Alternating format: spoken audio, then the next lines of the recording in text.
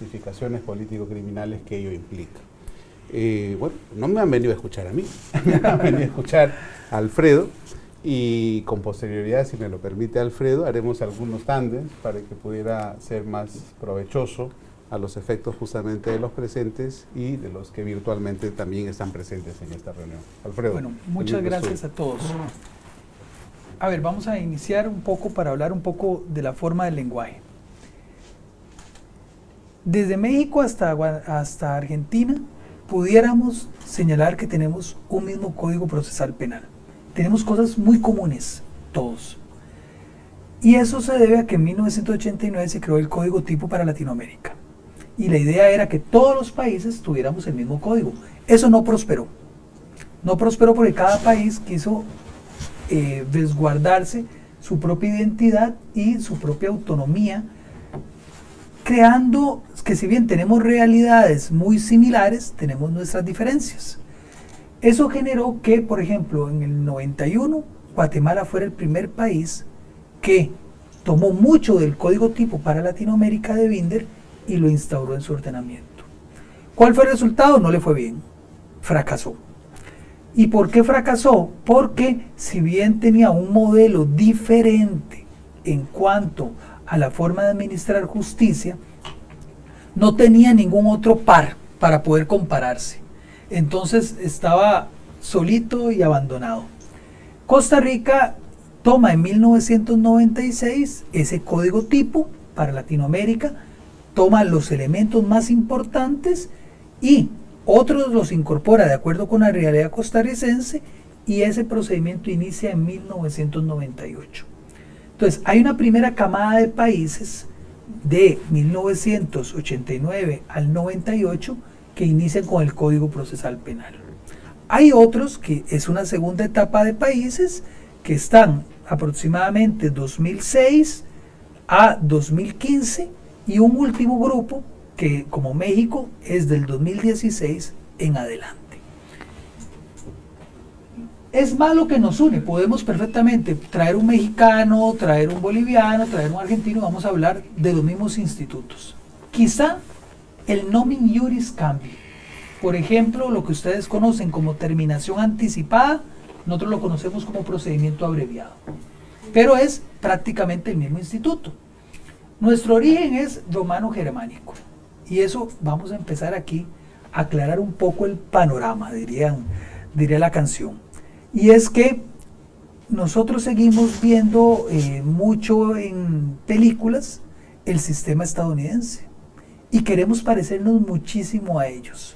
Y cuando hablamos de sistema acusatorio, creemos, los estudiantes y algunos incluso abogados, que incluso se han ido a capacitar a California en reglas de litigación, pensando que efectivamente el modelo que hemos incorporado nosotros es estrictamente el estadounidense, y eso es falso. El sistema es el de common law, el sistema gringo, y nuestro sistema es de civil law. Ahora bien, ¿qué hemos importado de ellos? Porque es como una mezcla. Todo lo que vos desarrollaste sobre prueba ilícita, tu libro se publicó en Costa Rica y ha sido fuente inmediata, y en la gran mayoría de resoluciones sobre temas de prueba ilícita, tu libro ha sido, el de Derecho Penal Contemporáneo, ha sido fuente directa, porque hace una recapitulación de los votos, de cuáles son las fuentes y exclusiones de prueba ilícita. Entonces, sí, algunos modelos gringos los hemos han permeado en el sistema de civil law, y algunas cosas las incorporamos. También algunos países han recapitulado el tema de las técnicas de litigación como un modelo que podríamos seguir. Pero algunos fiscales, eso se ve mucho en México, que están tan cerca de Estados Unidos, ¿verdad?, que creen que efectivamente es así. Creen que los modelos, por ejemplo, los despachos de abogados, deben tener todo su gran staff de peritos forenses en diferentes materias cuando atienden un asunto. Es cierto, ustedes, los grandes bufetes, tienen acceso a buscar un patólogo, a buscar un profesional en pericias forenses, en trayectorias, Pero también el Ministerio Público tiene el deber de recabar la prueba de la defensa que se proponga. Si ustedes requieren que determinen que una firma corresponde o no con el imputado, se puede gestionar al Ministerio Público y está en la obligación de cumplirla para dar ese equilibrio procesal, aunque en la práctica no funciona así. Muchas veces el Ministerio Público, desde el primer momento, la defensa, el imputado ofrece una declaración, ofrece prueba, y ellos siguen su camino, y lo que menos escuchan es al imputado en sus pruebas. Ok, ¿qué fue lo que ocurrió en Costa Rica? Ahora volvamos a Costa Rica. 1998 inicia el Código Procesal Penal. ¿Cómo es el código? Es predominantemente acusatorio, y diríamos un acusatorio garantista. Pretendemos generar garantías a los ciudadanos y donde hay una serie de figuras dentro del ordenamiento que nos huele a inquisición. ¿Cuáles son esas figuras? Por ejemplo, un tribunal puede hacer un juicio y las partes trajeron su prueba, el tribunal las escucha y luego, después de que las partes hicieron conclusiones, el tribunal se retira a deliberar y dice, no, vamos a traer otro testigo. Y el tribunal de oficio reapertura el debate y atrae prueba que ninguna parte propuso. Es decir, toma el control el tribunal del proceso judicial. Ese es un instituto que existe y está en el ordenamiento jurídico costarricense. O la prueba de oficio. El juez escucha la prueba y atrae la prueba de oficio que determine. O el juez cambia calificaciones legales y hasta modifica en ocasiones los hechos acusados.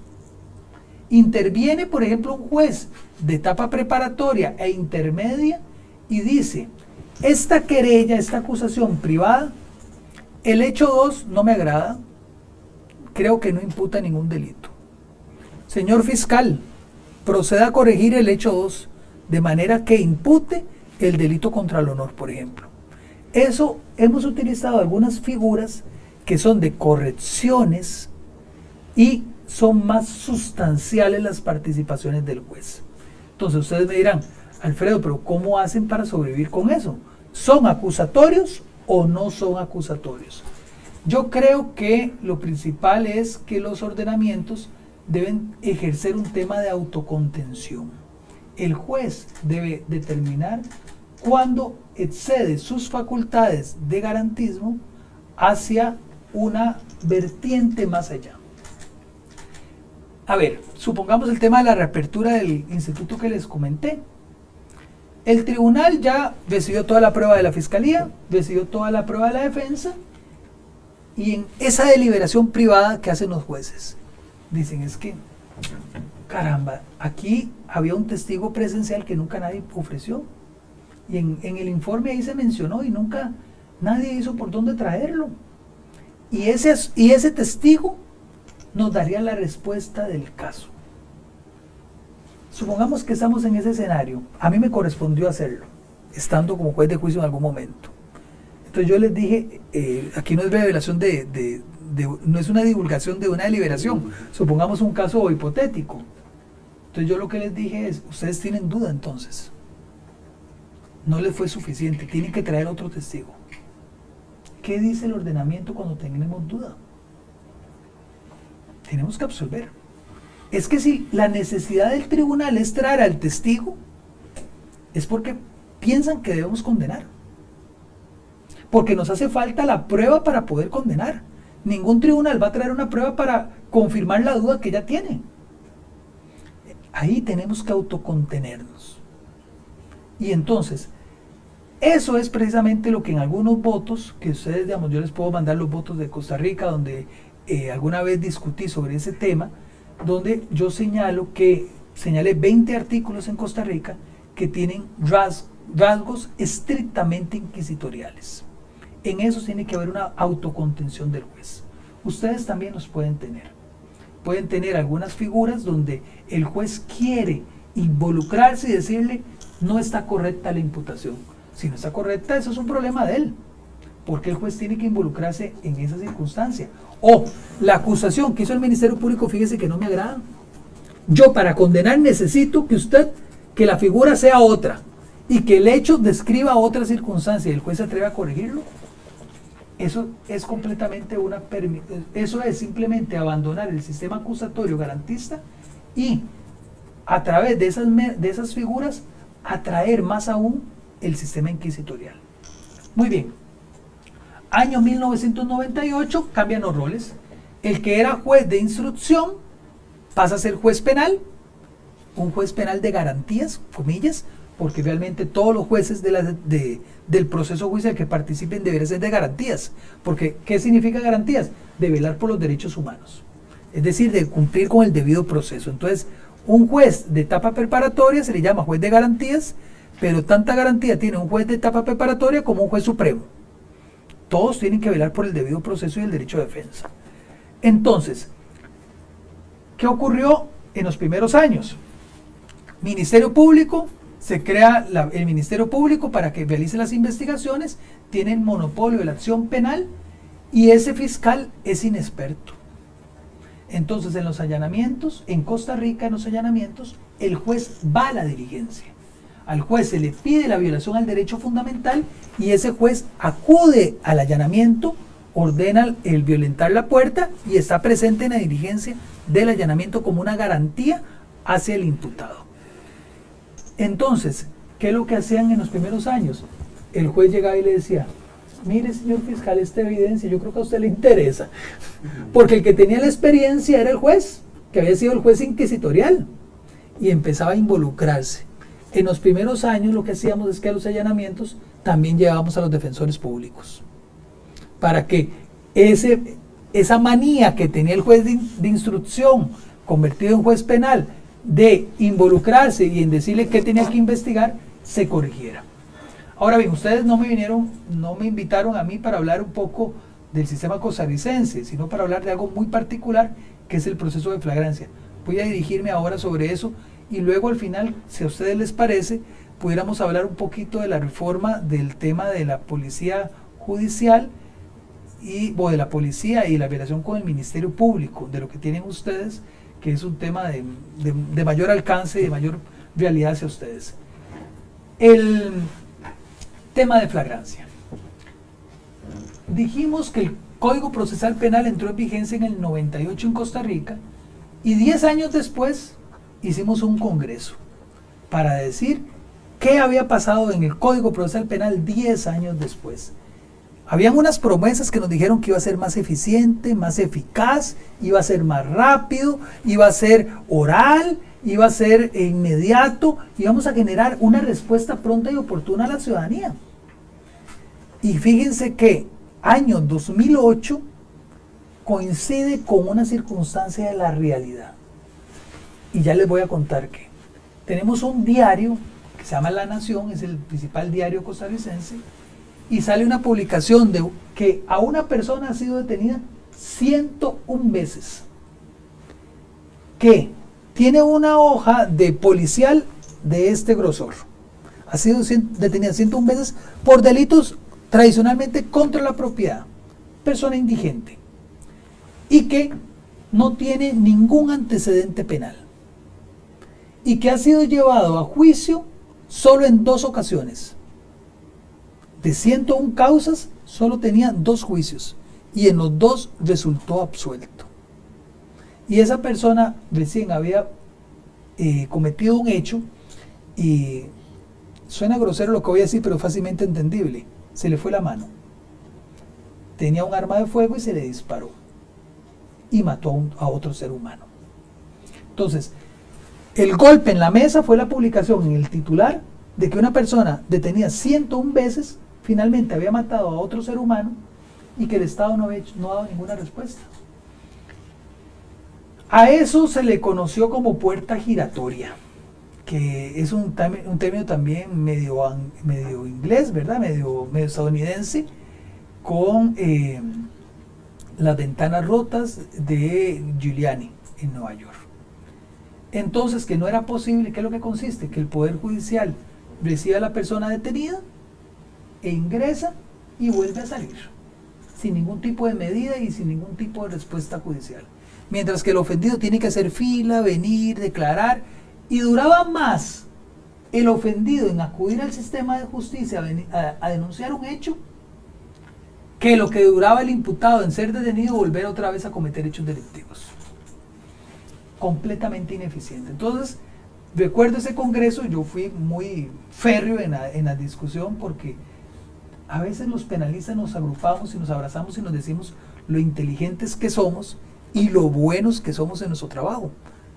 Y yo fui disruptivo. Les dije que no fuéramos hipócritas. Nuestro sistema, no había cambiado nada. Le cambiaron el nombre de obtener un nuevo código, pero realmente hacíamos exactamente lo mismo. Y ninguna de las promesas del sistema acusatorio se cumplió. Les llevé estadísticas donde los procesos estaban durando 2 años, 8 meses en la periferia y 3 años, 3 meses en la capital. Es decir, entre la comisión del hecho delictivo y el primer juicio, se estaban durando 3 años. Entonces, hice un estudio para una tesis en ese momento de maestría y determiné cuánto se estaba absolviendo. Resulta que estábamos absolviendo 8 de cada 10 personas. Entonces la pregunta, el estudio abarcó por qué es que se absolvían a las personas. 5 de cada 8 de ese porcentaje era porque las víctimas no se presentaban al proceso judicial. Ya no se sí venían a denunciar al inicio, pero ya no llegaban a juicio. Y la pregunta es, ¿y por qué? Yo entrevisté gente. ¿Para qué quiere que vaya 3 años después? No, hombre, yo no confío en ellos, son muy ineficientes, son muy lentos. Otros no fueron ubicados. Vivían en un lugar y luego se cambiaron de domicilio y nadie supo por qué que cambió de domicilio, que cambió de trabajo. Y otros lo que señalaron es, a mí me sustrajeron unos aretes. Yo los quería mucho, esos aretes. Pero yo esperaba que detuvieran a la persona y me los devolvieran, y eso no ocurrió. Ya los aretes los olvidé, ya no recuerdo ni cómo eran los aretes. Ya no recuerdo ni siquiera cómo era la persona que me asaltó. El día de los hechos lo tenía muy claro, pero 3 años después ya yo ni siquiera me acuerdo. Entonces, ¿para qué voy a ir a juicio a declarar de algo que ya ni me acuerdo y que ya no tengo interés? Tuve interés hace 3 años, pero ya ahora no. Fue así. En ese momento yo llevaba 8 años como fiscal y trabajaba en la Fiscalía General. Fue así como inició un sueño, una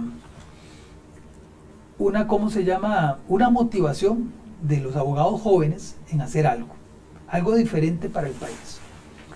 Recuerdo que venía haciendo la tesis y me entrevisté con un sobrino que era más joven, y entonces él me dijo, tío, ¿y usted qué hace? Y le hago, yo soy fiscal. Bueno, cuénteme un poco cómo es que hacen las cosas. Entonces yo le expliqué, y entonces me dice, ¿y cuánto duran? Y ya le expliqué y me dice, ¿por qué tan lento? Tío, cuando yo quiero algo, simplemente lo tomo. Si quiero comprarme una hamburguesa, voy al lugar y me compro una hamburguesa y me la dan. Es cierto, si ya quiero un plato más preparado, yo sé que tengo que esperar más tiempo mientras que lo preparan.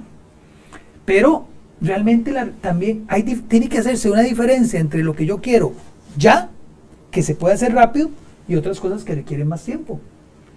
Eso me hizo también entonces tomar un tiempito más y generar un plan para Costa Rica para diferenciar los delitos. ¿Qué fue lo que determiné? Que el Ministerio Público apilaba los delitos complejos con los delitos simples. Y entonces venía atendiendo el simple, lo dejaba ahí para atender el complejo. Y ese pasaba a ser fila. Y no había una diferenciación en la atención de los casos. Se creó una unidad de trámite rápido en el Ministerio Público. Fue el primer gran impulso de que asuntos simples y sencillos se atendieran por esa unidad de trámite rápido. Que el fiscal recibiera la causa y en muy poco tiempo emitiera el requerimiento final conclusivo. En delitos de flagrancia normalmente eran acusaciones. ¿Qué estábamos haciendo bien? Bueno, estábamos dándole una respuesta pronta al ciudadano. Recibíamos la denuncia y acusábamos. ¿Cuánto estábamos durando? 2 meses. ¿Y cómo ocurría eso? La persona era, digamos, el ejemplo clásico. Sustrajeron un teléfono celular. Entonces, ¿quién llega a la oficina primero? Tradicionalmente llegaba el imputado. Y el imputado era detenido y llegaba un informe policial con el detenido. Y que la policía había entrevistado a la víctima de cómo fue que ocurrió el hecho. Cuando llegaba a mi oficina, lo primero que yo hacía era, yo ocupo ahora que denuncie. Ya lo entrevistó la policía, pero yo ocupo que formule una denuncia. Y ocupo además que la amplíe, porque lo que le preguntó a la policía podía tener un efecto policial que no necesariamente era lo que yo ocupaba como fiscal. Entonces, esa víctima tenía que venir por segunda vez a la fiscalía, ahora a denunciar. Y me decía, Alfredo, ¿y mi celular? Y la señorita, ¿y mi bolso? Y en ese tiempo no había mucha claridad de lo que hacíamos. Ah, no, es que el bolso es evidencia. Es que el celular es la evidencia del delito. Y entonces no lo dejábamos. Expropiábamos a las víctimas de sus bienes. Y luego, meses después, la volvíamos a citar para ahora devolvérselo, porque ya nos dimos cuenta que no hacía falta, que si teníamos un acta de decomiso y teníamos un policía que dice que la decomisó de la víctima, que dijo que se la devolvieron, ¿para qué lo íbamos a tener? Entonces teníamos bodegas con evidencias de ofendidos, cargadas. Quejas la policía. Mire, y quejas de lo que sucede también en Perú. A mí me golpearon en la carceleta. Y entre el momento de la detención al momento que llegó el fiscal duraban 8 o 10 horas. Y además fue la policía la que me metió la evidencia. Siempre el cuestionamiento ustedes le llaman de sembrar la evidencia, ¿verdad? Entonces, todas esas falencias, si bien estábamos siendo eficientes como fiscales o hacíamos algo diferente, tener una unidad de trámite rápido, seguíamos siendo lentos. ¿Y qué pasaba? Nuestras estadísticas aumentaron un montón. El fiscal empezó a resolver todos los asuntos de trámite rápido de manera urgente. ¿Qué pasó? Que en el juzgado penal habían causas complejas y causas simples, todas haciendo fila. Entonces, se convocaba la audiencia preliminar en un año, porque habían causas complejas y causas simples metidas ahora en el juzgado penal. Superábamos eso, iba para juicio, adivinen qué pasaba. Lo mismo. Jueces tenían carpetas con causas complejas y causas simples, y entonces empezaban a hacer fila, así es como duramos 3 años para poder resolver un asunto. ¿Qué se hizo?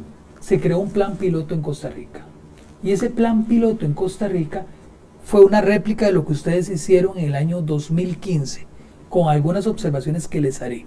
En Tumbes, cuando se creó el plan de proceso inmediato para ustedes, o se llamaba en aquel momento de flagrancia. Primero que todo, el proceso es el siguiente. Pongamos un robo, el robo más simple aquí en la calle. La persona, viene el delincuente, le sustrae el teléfono celular, piden ayuda, pasa un taxista y juntos detienen a la persona. Se llama a la policía y llega la policía y detiene a la persona. Tenemos al detenido, tenemos a la víctima, tenemos el celular, tenemos que le sustrajeron a la víctima, tenemos el arma de fuego que utilizó para cometer el hecho y tenemos un testigo presencial. Ojalá y también podemos tener cámaras, para decir un ejemplo. Todo lo tenemos el mismo día, a la misma hora. Entonces, ¿qué fue lo que se dijo? Primero que todo, la policía ya no va a ir a una carceleta, va a ir de frente al Ministerio Público. Ya no queremos que vayan a hacer ninguna fila a ningún lado, ni que vayan a hacer un informe por escrito. Queremos que se vengan completitos todos para la fiscalía. Segundo, va a haber un fiscal dedicado única y exclusivamente a recibir esas personas. Él no va a haber estafas, no va a haber administraciones fraudulentas, no va a haber delitos de corrupción, solo va a haber delitos en flagrancia.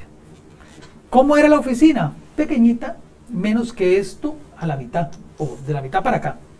¿Qué necesitábamos? Una cámara y un micrófono. No necesitábamos más. Porque acostumbrados a la escritura, otra de las formas de la absolución es que no se le entendía la letra al oficial de fuerza pública. escribía con faltas ortográficas, eran personas sin mayores estudios, lo hacían rápido y eran como doctores para hacer recetas, ¿verdad? No se entendía nada. ¿Cómo lo corregimos? Con mera oralidad. Entonces, ¿cómo funcionó las unidades de flagrancia en Costa Rica? Oficinas pequeñas, fiscales dedicados única y exclusivamente para delitos de flagrancia. Vienen el paquete completo y lo primero que recibimos es al oficial de fuerza pública, que fue el que participó en la detención. Y él nos va a contar, mire, yo venía en recorrido, recibimos una alerta de un asalto, nos acercamos y cuando vimos estaba una señorita diciendo que la asaltaron, teníamos un taxista que dijo que efectivamente él presenció el hecho y decomisé un arma de fuego y el teléfono celular de la víctima. No es el 17 que tiene el doctor Pérez, ¿verdad? Pero el teléfono celular. Muy bien. Ese oficial no me brinda a mí un informe policial oral. En esta forma, con un micrófono, con una cámara, nos cuenta qué es lo que él observó. Y todo queda grabado en audio y en video. Yo le hago la pregunta de frente a él de todo lo que yo como fiscal me interesa. Y una vez que ya recibí el informe, le recibo el arma, le recibo la evidencia de la víctima y la tengo ahí guardada. ¿De acuerdo? Al oficial le digo, puede retirarse. Ese oficial estaba durando, y lo cronometramos, máximo 20 minutos en rendir su informe y en volver a la calle a brindar seguridad ciudadana. Entonces ya ese oficial no tiene que ir a una carceleta y durar 8 horas mientras que sea un informe para luego venir al Ministerio Público y hacer fila. No, ahora se venía de frente al Ministerio Público y en 20 minutos volvía a la calle. La satisfacción fue total de ese oficial. Ya no tuvo que escribir, lo podía expresar mejor oralmente y además él mismo estaba interesado en el resultado. Los delitos en flagrancia funcionan bajo una estrategia y es resolver en caliente. El policía le interesa saber cómo su trabajo va a terminar con un resultado.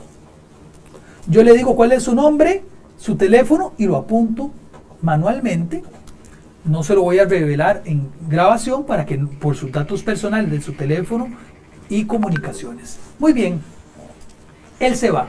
Lo siguiente, pasamos a la víctima. Mire, ¿qué fue lo que pasó? Mire, yo venía saliendo del instituto y en eso pasaba una persona y me quitó mi teléfono celular. ¿Cómo es su teléfono celular? Es color rosado, tiene una pantalla de esta manera y fíjese que se activa mediante una clave que yo le utilizo para dar seguridad. ¿Cómo fiscal lo tomábamos? ¿Es este? Grabado en audio y en video. Sí, es ese. Muy bien, me hace el favor y lo prende. Lo prende. Efectivamente constatábamos la imagen que ella decía que tenía en la portada y la huella que utilizaba para poder abrirlo. Efectivamente coincide. Señorita, se le procedo a devolver en este acto. Todo grabado en audio y en video. Esa víctima tenía una satisfacción total, porque el celular que le sustrajeron, el bolso que le sustrajeron, los lentes, los aretes, se los estábamos devolviendo en el acto. Ya no necesitamos bodegas de evidencia para poder resguardar algo que incluso nos era ajeno. Esa víctima recuperaba inmediatamente. Y lo que le decía yo a la víctima es, señorita, vea, eso que lo que le ocurrió a usted es lamentable, pero sin su colaboración no se va a lograr una condena. Yo necesito que usted vuelva a venir solo una vez más. Y es el día que se va a hacer el juicio. Ese juicio lo vamos a hacer en 15 días, máximo. Trabajábamos todos los días de la semana. A veces teníamos estudiantes de colegio que van a clases de lunes a viernes. ¿Qué día le sirve más a usted venir a juicio? A mí me serviría un sábado. Bien, el sábado va a haber juicio. Yo le voy a decir al juez que cuando convoque a juicio, lo convoque para el día sábado. Y ahorita les voy a hablar de esas estrategias que utilizamos. Estoy ahorita solo en el Ministerio Público. Esa víctima, ya tengo su número telefónico, también no se lo quedó grabado en el video por temas de seguridad y ya le devuelvo. El arma de fuego, obviamente, la permanece porque ese sí es el instrumento con que se cometió el delito y muy probablemente vaya a ser objeto de comiso. Eso no se le va a devolver al imputado. De seguido, me traigo al imputado, recuerden que todo esto quedó en audio y en video, y tenemos, además de un fiscal de flagrancia, tenemos un defensor de flagrancia. Le pasábamos el disco con la grabación para que él lo escuchara. Incluso lo dejábamos estar presente mientras que recibíamos los partes policiales y las declaraciones de la víctima, para que él escuchara y no tuviera que oír las grabaciones. Pasábamos al imputado y le decíamos, mire, a usted se le está investigando por el delito de robo agravado. Usted tenemos una denuncia, tenemos un parte policial de un policía que dice que cometió el hecho, ya hicimos la entrevista del taxista y lo vinculan a usted con el hecho delictivo. ¿Quiere declarar o quiere abstenerse? Y él decía, bueno, me abstengo, bien, no declara.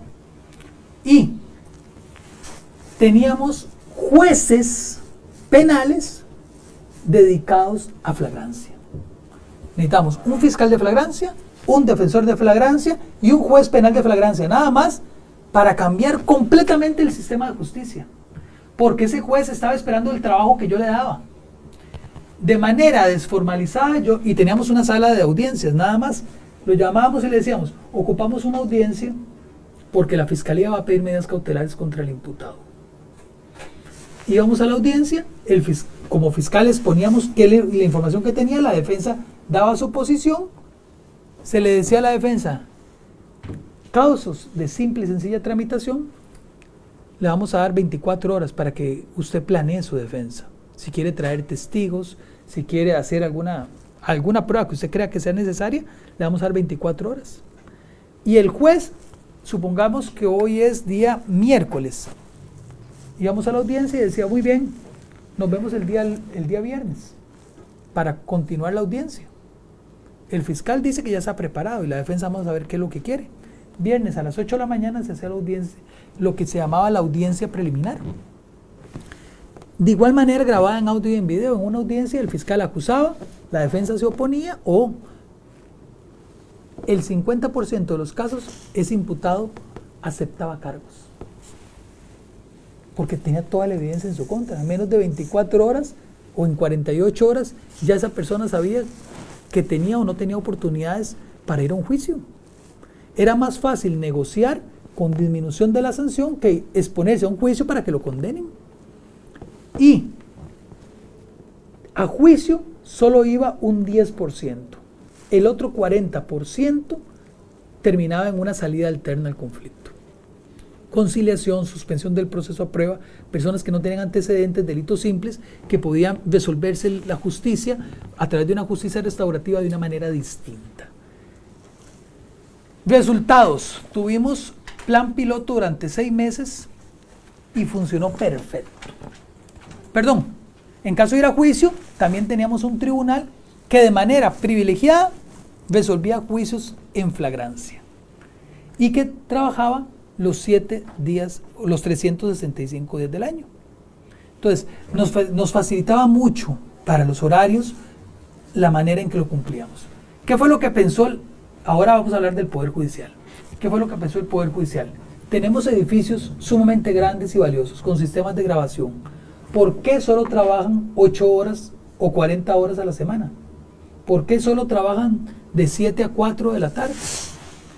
¿Por qué no podíamos generar un horario también de 4 a 10 de la noche para hacer juicios? Era perfectamente viable. Se iba un grupo de trabajo y venía otro. Los jueces, hubo resistencia porque el juez decía, esta es mi oficina. No, esta es la oficina del Poder Judicial. Usted sale a las 4 e ingresa a otro grupo a las 4. Entonces, si quiere van quitando todos los cuadritos y todas las cosas porque así como aquí vamos a reutilizar lo que no se está utilizando, las salas de audiencias. Entonces simplemente era modificar los horarios, generar nuevos equipos de trabajo. En las periferias, entonces lo que hacemos es que flagrancia trabajaba solo en las noches. Los jueces y fiscales y defensores. En la mañana había un fiscal que atendía los asuntos, dejaba todo listo y en la tarde simplemente para las audiencias. Funcionó muy bien. Eso generó una ley. Y 6 meses después se crea una ley de flagrancia. ¿Qué fue lo que dijimos? Todo estaba sujeto a evaluación. ¿Que para qué audiencia preliminar? Si finalmente era un filtro que era innecesario. Y prescindimos de la audiencia preliminar. Lo único que hacíamos es que los equipos de juzgamiento, ya sabemos que delitos simples de menores a 5 años lo hace un único juez, cuando son más de 5 años es un tribunal colegiado. Entonces hacíamos equipos de trabajo de 4 jueces. Un juez hacía lo que se llama una audiencia previa al juicio. El juicio está convocado para el sábado a las 9 de la mañana. Entonces, a las 9 hay un único juez. Y les dice, muy bien, para oír la acusación, lee la acusación, señor defensor, ¿quiere hacer algo? Una determinación anticipada, ¿quiere una salida alterna? ¿Sí o no? Si dice que sí, ahí mismo se aplica. Y el juez que estaba esperando hacer el juicio, ahí dicta sentencia 1 hora después, porque vuelve a escuchar los audios y dicta sentencia. Dice que no, que va a haber juicio. Dice la defensa, no, yo quiero ir a juicio. Muy bien. Dijimos que a las 9 era la audiencia. A las 9:30 empieza el juicio. 30 minutos después, finalizado eso, era el juicio. Entonces los defensores decían, le decía el imputado, mire, tenemos 2 opciones. Allá afuera está la víctima que usted asaltó. Si usted no termina en su beneficio con una terminación anticipada, vamos a ir a un juicio, ¿sí? Que se va a hacer en media hora. Ya no durábamos años. Ahora se hace en media hora. Y va a venir a declarar. Y si esa persona declara como quedó en audio y en video, se lo van a condenar. Entonces algunos se jugaban el chance y iban a juicio. Los empezaron a condenar, ya las penas eran más altas, entonces decidieron, les decía, mire, la última vez que vino alguien igual que usted, por el delito de robo, que va de 5 a 15, le metieron 8 años. A usted le están ofreciendo 5, que es la pena mínima, y le están ofreciendo bajársela en 1/3, que es lo que tenemos nosotros legalmente. A usted la pena le queda en 3 años, 4 meses. El que dijo que no la vez pasada, en un juicio allá le metieron 8. Usted verá. Tiene la decisión hoy a las 9 de tomar 3, 4 o ir a juicio para que le metan 8. Entonces la mayoría de gente se acogía a la terminación anticipada. Los que no tenían posibilidad de una salida alterna al conflicto. ¿Qué funcionó esto? Por ejemplo, una conducción temeraria. Personas que tomaban licor y conducían. Yo recuerdo como fiscal que un 24 de diciembre llegó una persona con un vehículo del año de alta gama, detenido, y tenía que llegar, digo, no, yo sí conduje en estado de ebriedad. Le digo, no, por supuesto, ¿verdad? Yo quiero una salida alterna. Muy bien. Más o menos una salida alterna en una conducción temeraria, la persona pagaba como $800. Él era un vehículo de alta gama y con mucho dinero. Muy bien, para una salida alterna con usted son $8,000 lo que debe pagar. Estoy de acuerdo. Pagaba los $8,000 y hacía un trabajo comunitario. Simplemente buscábamos alguna solución. ¿Y qué hacíamos con el dinero? Casualmente habían personas, por ejemplo, en estado de drogadicción, que cometían un delito de robo, pero que la solución no era la cárcel. Lo que ocupaba era la desintoxicación. A lo mejor no tenía antecedentes penales, pero estaba por un robo simple y ocupábamos más bien ubicarlo en lugares para que se desintoxicara. Entonces, hay lugares en Costa Rica que cobran por poder internar a una persona. Entonces le dicen, bueno, aquí lo internamos, pero hay que pagar $900 para poder mantenerlo durante un mes. Entonces, cuando el conductor ebrio venía a decir que quería donar, le decíamos, ok, deposítelo a la fundación tal que se encarga de desintoxicación. Entonces nos recibían de a gratis a las personas porque se les daba dinero producto de conducciones temerarias. Entonces, vean que el sistema empezó a funcionar muy correctamente. Dábamos una solución bastante integral. ¿Es el proceso de flagrancia una fábrica de condenas? No. No, lo que pasa es que va a sacar de circulación a personas que de manera constante cometen hechos delictivos. Personas reincidentes, personas que acostumbradas a cometer hechos delictivos lo cometen una y otra vez. La justicia, usted tiene derecho a una garantía, a ser juzgado con garantías, pero usted no tiene derecho a una impunidad. La gente decía, no, es que yo tengo derecho a que se me haga un proceso ordinario, de esos que hacíamos, de los que había 101 me habrían 101 procesos y no tenía ni una sola condena. Esa no es la garantía. La garantía es que haya satisfacción para el imputado en una justicia pronta y oportuna, con garantías, pero también para la víctima, para que la respuesta sea eficiente y eficaz. En resumen, en Costa Rica, después del 2008, ¿qué fue lo que hicimos? Diferenciamos asuntos complejos de asuntos simples. Los procesos en flagrancia son para asuntos simples y sencillos de fácil tramitación que se pueden resolver en muy pocos días. Los asuntos complejos se irán por el procedimiento ordinario. Peculados, delitos contra los deberes de la función pública, secuestros, homicidios, tienen que esperar un poco más. Pero, por ejemplo, un transporte de drogas, podríamos perfectamente atenderlo mediante un proceso en flagrancia. ¿Qué pasó al inicio? Ocupábamos a ver si era droga o no. Lo mandábamos a laboratorios. Y adivinen qué, ahí hacían fila. Entre los asuntos complejos y los asuntos simples. ¿Qué fue lo que ideamos? Yo mismo, de mi propia plata, pagué a hacer un sello. Que decía flagrancia. Hablé con el jefe del departamento de ciencias forenses y le dije, vea, yo ocupo que ustedes me diferencien los estudios de drogas de asuntos de flagrancia. Está bien, yo le puedo hacer, pero yo le puedo resolver solo 8 causas diarias. Y hago así, yo le produzco más o menos como 4. Más o menos son los que llegan diariamente. Entonces, lo primero que hacían al llegar los peritos era atender solo los asuntos de flagrancia y nos emitían el dictamen el mismo día. Simplemente identificando con que decía flagrancia. Vean qué simple podía resolverse las cosas, simplemente advirtiendo que son asuntos fáciles y sencillos. Eso que se hizo en Costa Rica empezó a funcionar muy bien, porque bajó mucho la delincuencia, se invirtió socialmente. A ver, para disminuir la seguridad ciudadana o mejorar la seguridad ciudadana, requerimos inversión social, requerimos de tomar el espacio público, requerimos fuentes de trabajo, pero de justicia ocupamos una justicia pronta, oportuna y eficiente y eficaz. No es que todo se resuelve por fuera del derecho penal o fuera del derecho. No, hay una parte del derecho que tenemos que resolver. ¿Cómo no es correcto resolver un conflicto social? Con políticas populistas. ¿Cuáles son políticas populistas? Aumentemos la pena. ¿Quién dice que yo para cometer un delito de robo, yo voy a buscar en el Código Penal a ver a qué pena me expongo? A mí no me interesa. Es más, ni siquiera sé cuál es la pena que me expongo. Yo sé que lo que quiero es robar el S17, a ver cómo lo cambio aquí rapiditamente, ¿verdad? Pero mi motivación es robar. Mi motivación no está de cara así. Me van a poner 5 o 10. Cuando yo cometo el hecho, yo lo que tengo la expectativa es que no me agarren, que no me detengan. Y bueno, si me detienen, sé que tengo que tener una consecuencia en la que la ley diga. Entonces, no es con mayores penas. No es con la pena de muerte, no es denunciando a la Corte Interamericana de Derechos Humanos, ninguna de esas soluciones.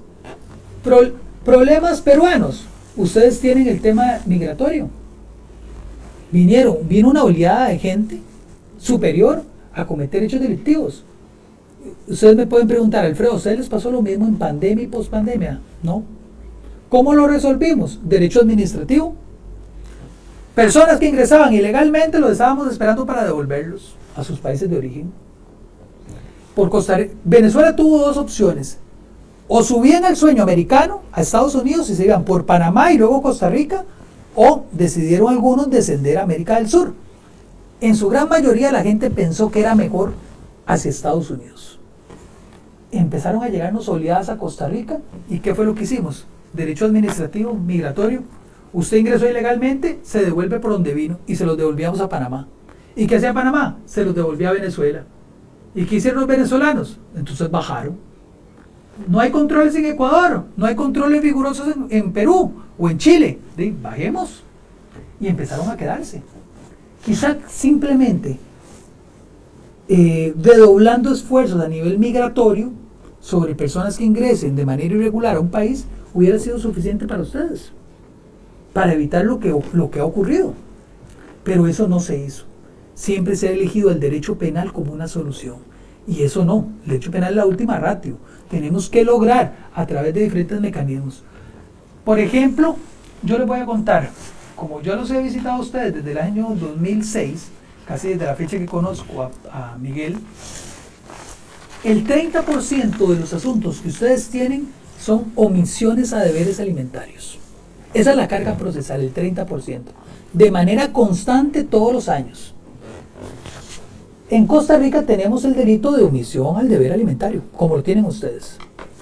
En Costa Rica se atiende el 0.001% de delitos de omisión al deber alimentario. Y ustedes me van a decir, ah, caramba, esos costarricenses son bien cumplidos pagando su pensión alimentaria. No, tan incumplidos como los peruanos y como el resto de países. Ah, entonces, ¿cómo han logrado que tan poquito se denuncie? ¿Y por qué no va al derecho penal? Bueno, dice la Convención Americana de Derechos Humanos en el artículo 7.7 que nadie va a prisión por deuda, salvo deber alimentario. La misma convención da la salvedad. Entonces, ¿qué fue lo que hicimos? En derecho de familia le dijimos al juez de familia que él puede ordenar la captura y detención de una persona. Entonces, cuando la mujer llega y dice, tradicionalmente a las mujeres no le pagan la pensión, él no me paga la pensión, el juez de familia ordena la captura y él ordena que vaya a prisión. Esa persona, para no ir a prisión, paga la pensión alimentaria. Entonces, no vino al derecho penal, se resolvió a través del derecho de familia, con una reforma pequeñita. Lo publiqué aquí en el diario El Peruano. Si buscamos El Peruano, hay un articulito pequeñito y donde yo les digo hasta cómo es que debería construirse la norma, simplemente para sacarlo del derecho penal, para que la respuesta esté en el derecho de familia. Con algo tan simple nos quitamos el 30% de los asuntos peruanos. Otro porcentaje son los delitos en flagrancia. ¿Qué es lo que pasó? Ustedes en el 2015, yo hice el primer libro en el 2014, que ya yo les puse estadísticas de cómo funcionaba en Costa Rica. Luego en el 2015 publiqué un segundo libro sobre el proceso de flagrancia y en el Consejo Ejecutivo se decidió hacer un plan piloto. Y yo les dije, vea, está mal hecho el plan piloto, no les va a funcionar, no, tiene serias deficiencias. Bueno, sin embargo, fue testarudo una persona que estuvo ahí y lo echó a andar. 3 meses y entonces él dijo, esto ha sido exitoso. Ahí salí yo diciéndole, mire, ha sido un fracaso.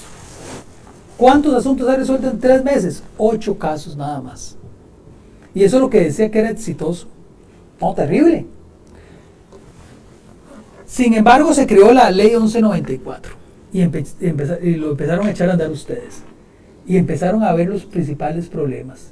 Ahora los jueces se tomaban fotografías de que condenamos a una persona por secuestro en 24 horas y empezamos a condenar a personas por delitos graves que requerían haber tenido una visión más mesurada en horas, y casi que era una competencia de quién era el más rápido en resolver. Yo resolví en 3 horas, yo resolví en 2 horas, y todos los días eran fotos al juez más expedito.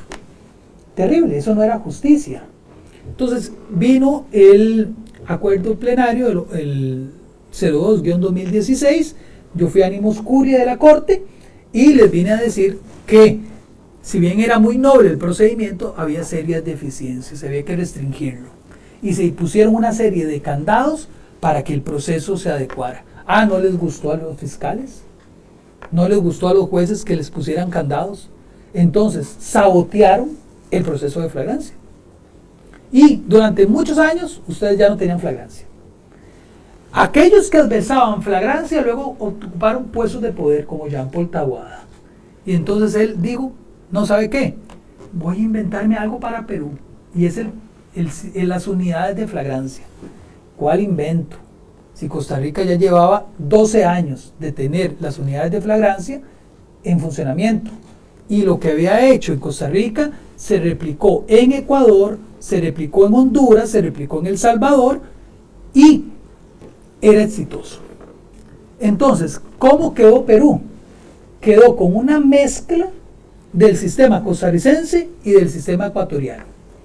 ¿Qué tomaron ustedes del sistema ecuatoriano? El concepto de edificio de unidades de flagrancia. Edificios grandes donde habían fiscales, defensores y jueces y unidad médico-legal. En Costa Rica, nosotros como no tenemos dinero, pequeñitas oficinitas donde había un fiscal, un defensor un juez esperando unidades de flagrancia. Dentro de los mismos edificios de tribunales de justicia que ya teníamos, con las mismas salas de audiencias que ya teníamos. Es decir, lo único que estábamos invirtiendo era en quitar un fiscal que veía todo, ahora que solo hubiera flagrancia. Un defensor que veía todo, a que ahora solo hubiera flagrancia. Y un juez que veía todo, ahora que solo hubiera flagrancia. Eso fue la única inversión. ¿Qué es el problema que tienen ustedes? Bueno, que han hecho esas unidades monstruosas, que son millonarias, y van a tener dos problemas. Primer problema, que nunca convencieron al Ministerio Público de participar de él. Se hicieron capacitaciones, se estrenaron unidades de flagrancia, estuve yo en Trujillo, estuve como en 4 sedes donde se estrenaron las unidades. ¿Y quién no estaba nunca? El Ministerio Público. Y en Costa Rica utilizamos un criterio, y es que sin cacao no hay chocolate, ¿verdad? O sea, no se puede hacer si no hay materia prima. Si el Ministerio Público no incoa, no inicia nada. Y hay resistencia del Ministerio Público de ocupar las unidades de flagrancia. Y los fiscales dicen, no, es que mi visión es atacar la corrupción. No me interesan los asuntos simples y sencillos de fácil tramitación. Yo quiero reconocerme como el fiscal general que atiende asuntos de corrupción.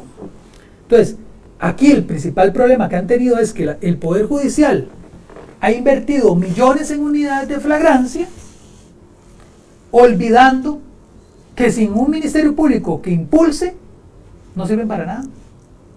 Entonces, ¿cómo van a invertir esos millones sin incorporar al Ministerio Público? Y al Ministerio Público hay que venderle la idea de por qué es importante. Porque un asunto que duraba años ahora se resuelve en horas, en minutos.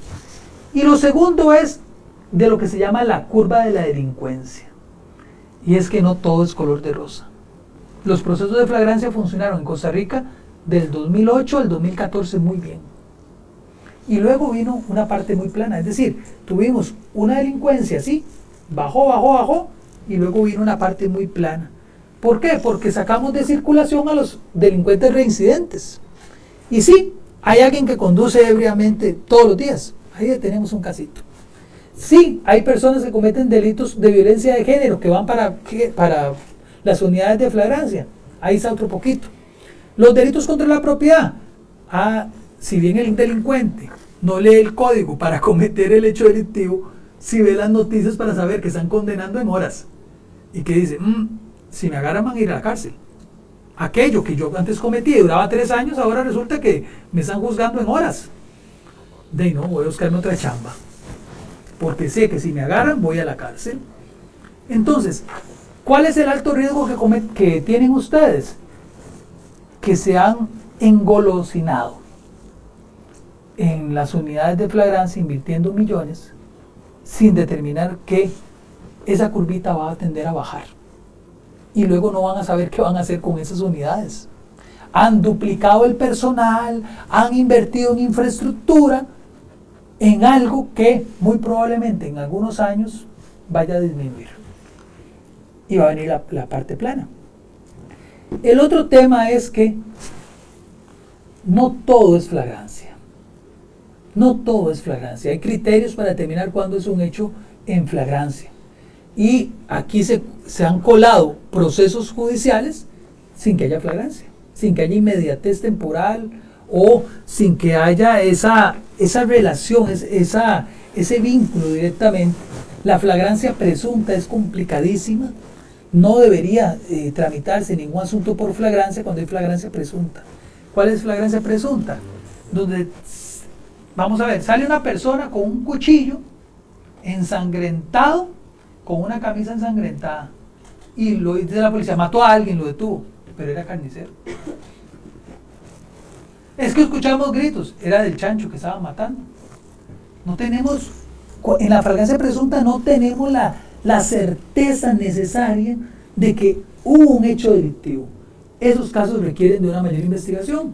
O por ejemplo, frente a la Corte Suprema se detiene un camión con un armamento explosivísimo, grave. Usted sabe, transporte de armas es un delito. ¿No será que eso más bien era un atentado más grave lo que querían hacer y que debería recibir un poco más de investigación, buscar rastreos de llamadas, hacer una investigación más sólida. Entonces, hay delitos que si bien son flagrancia, el fiscal debería escoger y decir, esto requiere de una mayor investigación. No debería yo conformarme con esa condena rápida. Me interesa un poco más allá. Entonces, ¿qué ha ocurrido en Costa Rica? Sigue funcionando las unidades de flagrancia, con muy poco costo.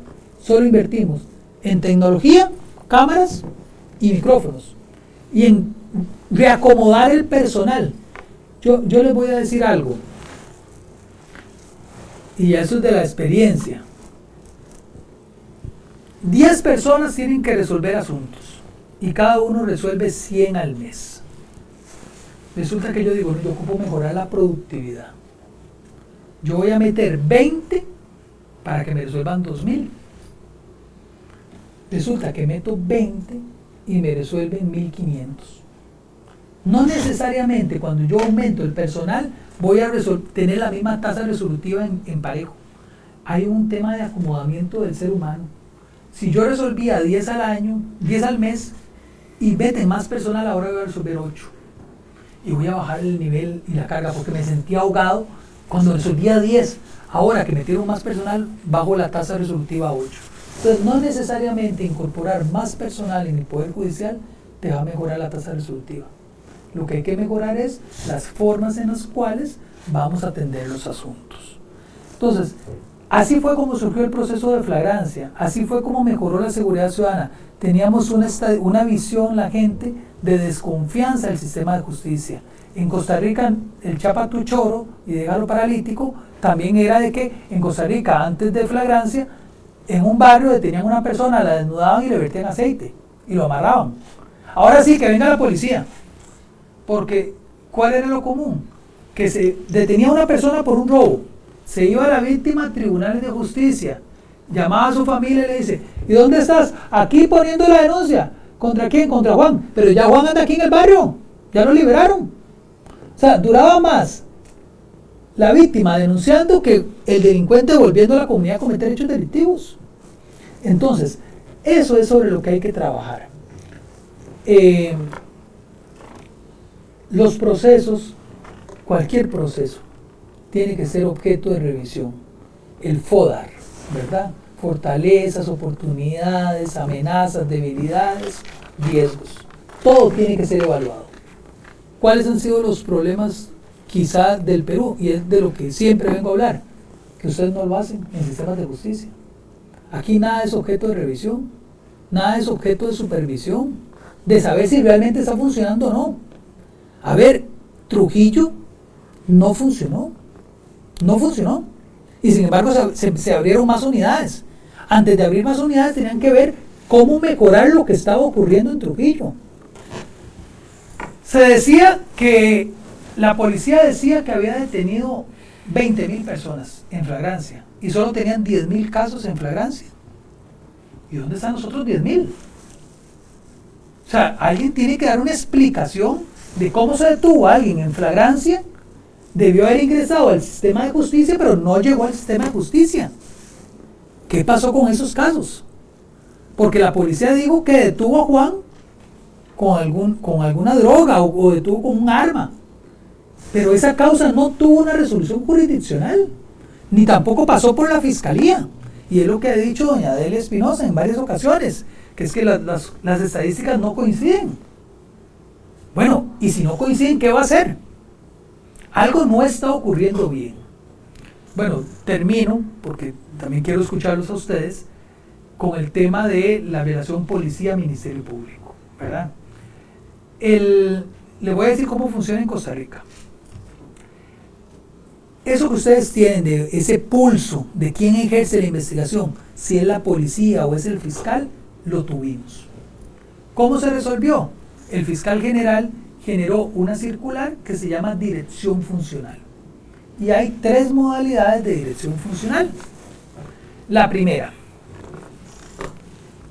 llega una causa y el fiscal que atiende la causa fija cuáles son los objetivos que debe cumplir y le envía un oficio a la policía judicial y le dice: quiero que cumpla esos 3 objetivos y me rinda un informe.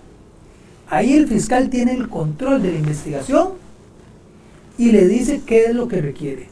Se sustrajo dinero, quiero saber bajo la administración de quién estaba. Quiero saber si los instrumentos que se sustrajeron de un hospital, ese inventario estaba o no estaba correcto. ¿Quién lo administraba y qué controles se ejercían, por ejemplo? Son los 3 objetivos que quiero del informe. Segunda modalidad, compartida. El fiscal recibe la causa y llama al policía y le dice: tenemos esto, ¿qué opina usted? El fiscal le dice cuáles son sus objetivos, pero la policía, con su experiencia, también le dice: mire, yo creo que hay que hacer esto, hay que identificar a los responsables, hay que hacer en tema de criptomonedas una trazabilidad, tenemos que girar un doble control, uno sobre el dinero y otro sobre el sujeto. Vamos a perseguir las 2 cosas para poder identificar bien. Vamos a utilizar fuentes abiertas para verificar si se han dado. Vamos a hacer estudios de IP, vamos a abrir celulares, vamos a hacer vigilancias, etc. Se comparte. Y la tercera es la que a veces ocurre y uno no puede descartar. Y es que la víctima va y denuncia el hecho ante la policía judicial. Y la policía judicial tiene que reaccionar, empieza a entrevistar testigos y empieza a recabar información y le brinda un informe al fiscal. Ese fiscal entonces ahí puede volver otra vez a las 2 modalidades de dirección funcional, de generar nuevos objetivos o de reunirse con el policía y compartir los objetivos. A ver, tradicionalmente un fiscal es un abogado técnico en la materia. Y la policía tiene conocimientos en criminalística y sabe policialmente cómo hacer las cosas. Tradicionalmente el fiscal está en su escritorio y tradicionalmente la policía está en la calle. Esa es la regla tradicional. Eso no evita que un fiscal pueda ir a la calle y generar trabajo de campo y cumplirlo. No es incompatible. Pero lo que tiene que haber es un compartir. Lo que se pretende es que la policía y la fiscalía trabajen de la mano en un objetivo. Obviamente la policía está adscrita al Ministerio Público y obviamente es el Ministerio Público quien le puede decir: mire, es que yo entiendo todo lo que usted está haciendo en la investigación, pero es que yo lo que requiero para la determinación del delito penal es A, B y C. Yo puedo saber quién tenía custodia de los bienes. Es que el delito me exige a mí saber quién los tenía custodia. No basta que se perdió el dinero. Yo puedo saber quién era. No basta que usted me diga: mire, es que el presidente de la entidad es fulano de tal, y él tenía bajo custodia los bienes. No sé, pero él es el presidente. No, es que yo no ocupo eso. Yo ocupo saber que ese dinero, ¿quién lo tenía en custodia? Si era un bodeguero de un banco. Yo no puedo acusar al gerente porque se sustrajeron los dineros de un banco. Las especies fiscales que a veces en ocasiones venden. No, yo puedo saber quién tenía a su cargo esas especies fiscales para él ser el responsable del delito. Entonces, eso es importante. La policía no puede trabajar sola porque los objetivos del fiscal pueden ser otros. Tiene que haber un compartir. Tal vez por ahí, ¿qué le parece? Perfecto.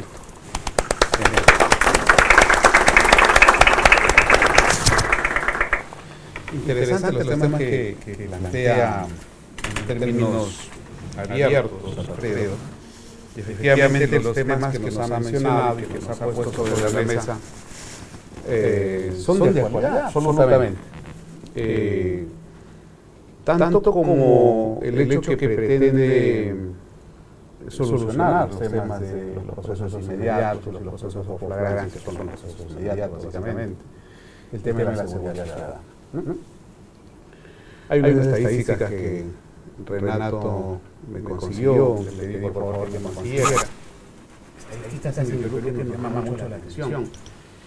Como por ejemplo, la victimización potencial, ¿no? Es decir, el miedo al delito.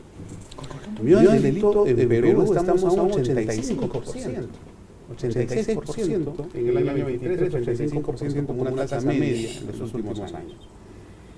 Esto significa de que de cada 10 personas, 8.5 personas tienen miedo a ser víctimas del delito.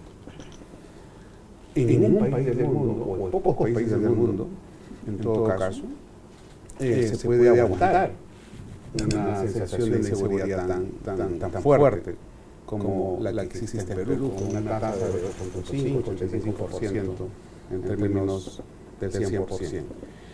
Y esto produce sensaciones mucho más críticas en el comportamiento social de las personas. Desde el punto de vista criminológico, lo que produce, por ejemplo, es algo que se llama, en términos de sociología criminal, la agorafobia, ¿no? El temor a los espacios públicos.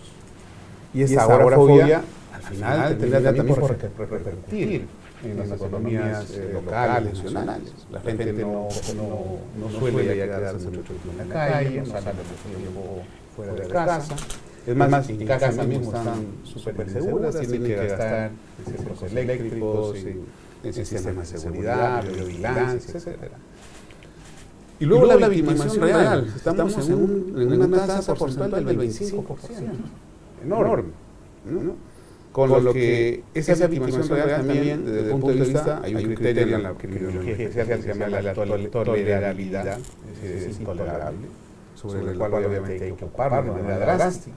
Y esa una de las formas es precisamente pues trabajando cómo es que le damos esa sensación de seguridad a las personas, cómo restituimos esa sensación de seguridad y desaparecemos finalmente patologías sociales como la agorafobia, que impacta, como lo repito, en las economías nacionales, locales, etc. Al final, obviamente, tenemos un país que no camina, un país que se estanca, un país que económicamente termina contrayendo su economía. Lo que mencionas es importante, sobre todo, cómo es que en muchos países, en el caso de Costa Rica, se ha ido solucionando, y algo que me llama la atención, en cómo lo han ido solucionando ustedes de una manera muy creativa, además. No gastando mucho dinero, sino muy creativa. Y eso es lo que se llama muchas veces gestión de procesos. En esta lógica de gestión de procesos no significa o no se requiere, como lo mencionas tú, una inversión en unidades, en edificios, en una suerte de, vamos a llevarlo desde el punto de vista policial, de control territorial, porque finalmente eso es lo que también hace la policía. Te llenan de policía a la calle y piensan que eso es darle seguridad a la gente, cuando finalmente la propia policía termina siendo involucrada en muchos problemas de identidad también. Perdón, y usted le pregunta a las personas, a las comunidades, si se sienten más seguras, porque estemos rodeados de policías o en un espacio público sin policías, y la gente dice que viera que me sentí al visitar ese país muy seguro porque había más policías. Entonces, no necesariamente mayor presencia policial genera mayor confianza en seguridad. Sí, claro, desde luego. Y claro, entonces todo eso significa una mayor inversión en recursos humanos, etcétera. Al final termina abandonada o valiendo poco. Esto que mencionas, ¿no? Solamente poniéndole el sello, flagrancia, que hace las unidades de investigación forense, le dan prioridad a ese tema y devuelve la investigación a la pericia que ya está. En Perú efectivamente hemos hecho las cosas, me parece mal, al revés, y los resultados pues son los que tenemos, ¿no? Recuerdo un par de casos que me ha tocado defender en algún tema, un caso en el que un proceso inmediato duró 5 años. 5 años. Qué inmediato. Y hace poco hubo un caso que llevamos en el despacho también, caso pequeño ciertamente, pero es un caso que llama la atención. Convocan a audiencia de proceso inmediato, la instalación del proceso inmediato para dejar 6 meses. Y probablemente se suspenda en aquella oportunidad, por lo que sea, y vamos a entrar a un año más.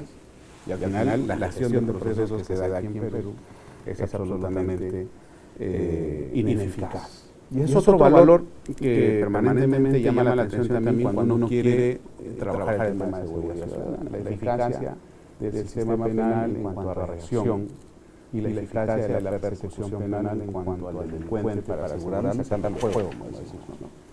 Entonces hay un tema que siempre preocupa, y lo has mencionado también tú, Alfredo, que es entre la eficacia y el efectismo, ¿no? ¿Qué tanto somos eficaces y qué tanto somos efectistas? La eficacia es lo que has mencionado. El objetivo es el achatamiento de la curva de criminalidad. Ese es el objetivo. Porque claro, una vez que sacas del juego a los criminales, sobre todo a los reincidentes, que además en términos criminológicos son los más peligrosos, ¿no? La criminalidad baja. Y una vez que tienes eso, obviamente recursos que has implementado, la logística que has implementado, que además es mínima, pues vas a seguir el mismo curso, porque no hace más cosa que darle competencias exclusivas en venderlos a las personas. Y claro, en el tema nuestro, que hemos optado por el efectismo, es la rimbombancia, ¿no?, de la creación de esas unidades, la rimbombancia de los congresos, la rimbombancia de las reuniones, de las mesas directivas, de las mesas de trabajo, de las fotos. Te voy a contar algo, perdón que te interrumpa. Sí. El único despacho que ha hecho algo diferente es el Callao. Porque yo tengo un particular cariño al Callao. Entonces, me he reunido con algunos presidentes de corte y les digo, no les hagan. Tienen un edificio ahí, en desuso, úsenlo. Entonces, no han querido hacer las unidades de flagrancia, hay resistencia también del otro lado, pero ellos han sido más eficientes que todas las demás unidades de flagrancia del país, de ustedes. Han tenido mejores estadísticas y menor reincidencia incluso después del juzgamiento, simplemente utilizando los mismos recursos. A mí me ha servido de termómetro para decir también que no son necesarias. Igual, con lo que tenían, hubieran podido hacerlo. Desde luego, claro.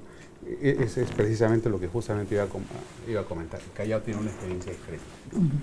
¿Y qué tan diferente y qué tan necesario debiera haber sido otras zonas en donde la criminalidad se ha aumentado al punto de que el Callao parece un barrio de gente bien avenida, ¿no? Porque el Callao es el Callao. El Callao es el Callao. Yo viví en el Callao muchos años y tengo miedo de ir al Callao de noche, vamos. Pero tengo más miedo de ir a Trujillo. Entonces Trujillo es mucho más complicado y sin embargo es donde más han invertido, donde más dinero se ha gastado. Más se ha invertido. Ajá. Y es de donde han salido las propuestas esas rimbombantes que mencionas, ¿no? Esa mezcla del modelo costarricense con el ecuatoriano, en la que precisamente el Ecuador no pasa por un tamiz de éxito en absoluto. Y desde luego eso da también para analizar y para hacer una lógica de gestión en función al tema de la seguridad que nos preocupa a todos. Justamente por el tema de la seguridad es que vacaron a una presidenta hace unos días aquí en Perú. Sí. ¿Qué tan peligroso es y qué tan importante es? En alguna oportunidad, recuerdo hace bastantes años, estuve yo haciendo unos estudios, unos trabajos y me tocó asistir a unos seminarios con el expresidente García, que desde luego yo no soy aprista ni mucho menos, pero él era el director de ese curso. Me tocó ir a ese evento, me invitó un amigo de la Escuela de Gobierno de la Universidad de San Martín, en calidad de experto en estos temas de criminalidad, etcétera.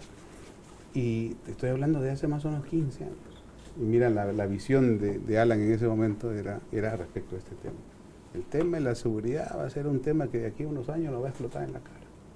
Bueno, la primera objeción era, oye, tú fuiste el que junto a las policías y por temas políticos eliminó las especialidades. Pero bueno, ahí estaba el asunto de que desde hace muchos años se veía venir esto. Se veía venir el tema de la seguridad ciudadana, se veía venir, porque además desde el punto de vista sociológico y criminal también se analiza cuándo es que aumenta la criminalidad. Cuando tenemos una sociedad plana, estable, ¿no? Cuando tenemos una sociedad con mucho dinero o cuando tenemos una sociedad con nada de dinero. Eso es. Es decir, el flujo hacia arriba o el flujo hacia abajo marca aumento de criminalidad. Y el Perú en los años del 6 al 10 tuvimos mucho flujo. El crecimiento per cápita era del 7, 8%. 8%. Y que era clarísimo que desde esa época íbamos a tener problemas de seguridad. De esa época íbamos a tener problemas de sicariato. Yo recuerdo en el 2010 me tocó dar una entrevista sobre ese tema y un exministro del Interior me dijo que yo estaba loco. Que cómo era posible que hablara de sicariato en Perú, si en Perú no había sicarios. Había gente que se mataba por ajuste de cuentas propias entre o por ellos. venganza, yo qué sé. Pero yo estaba loco, era un alarmista. Entonces, claro, si uno lee la realidad social a partir de estos datos comparados o estos datos sociológicos, claro está, era clarísimo desde el año 2010 pensar que en unos años íbamos a tener este problema y lo estamos teniendo. Ya no solamente por lo que significa los flujos económicos o la economía en un país como lo que hemos tenido, ahora ya tenemos un crecimiento casi estático, sino también por el tema migratorio, ¿no? Que también has mencionado.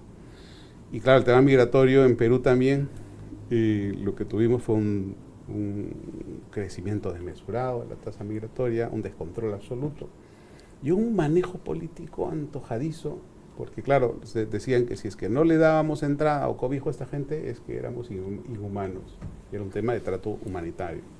Ahora los que pedimos trato humanitario somos nosotros, frente a la criminalidad, porque desde luego estamos cada vez peor. Y la pregunta es, ¿y se puede dar un trato humanitario cumpliendo con las leyes? Desde luego, desde luego. Que ingrese, sí, ingrese por los controles legales, revisémoslos a las personas y seguimos siendo humanos, simplemente que cumpla la ley. Así es. Y otro tema que también ha mencionado y que es importante, y lo pongo sobre la mesa por si luego también quieren de alguna manera articular alguna opinión, es esto de la relación entre fiscalía y policía.